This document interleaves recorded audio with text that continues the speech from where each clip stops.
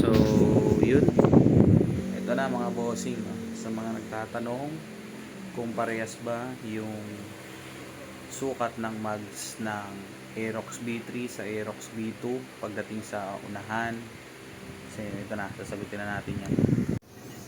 So, ito na. Pagkukumprahin na natin yung mags ng Aerox B3 sa Aerox B2 kung pareha siya sa front para sa pagko-convert natin ng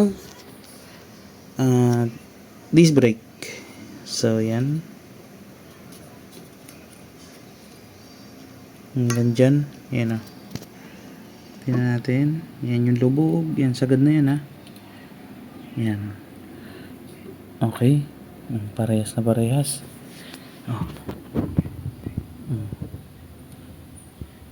Parehas siya, yan o. Kita nyo? Yan. Yan. Yun. Yan. Parehas na parehas. Yan. Perfect. So, yung laki. Yan.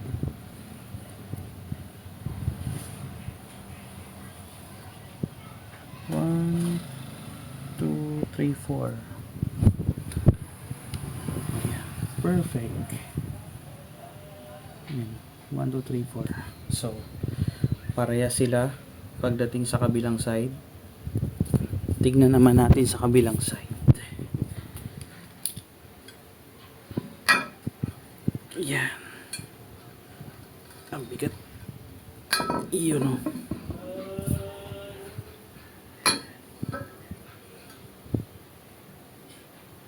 Yan. Para sa mga naka Aerox B2 na gustong mag-convert sa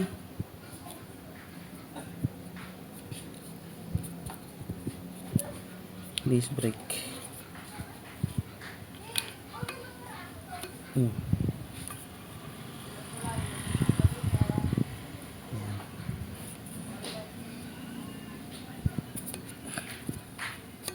Yan, nakalubog yan ha.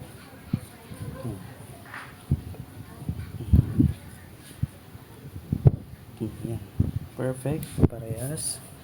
Tinaman na natin dito.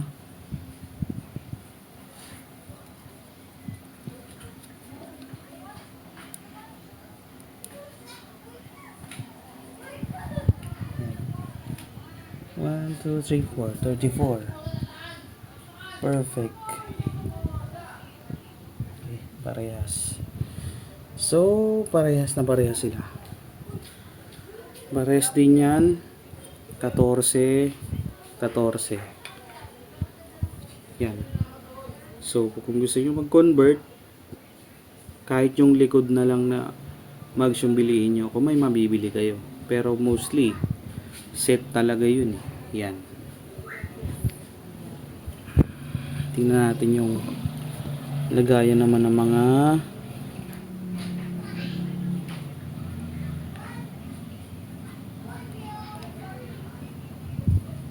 this ganito 121.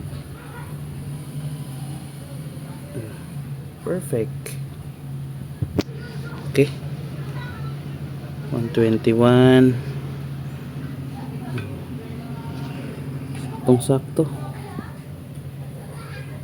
Dito tayo sa liit.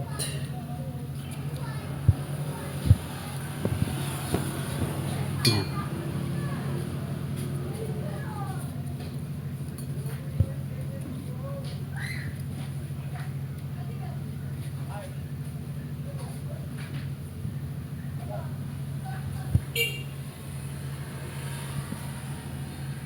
Perfect. Good. Parehas na parehas sila. 14 parehas ng specs. Yan lang.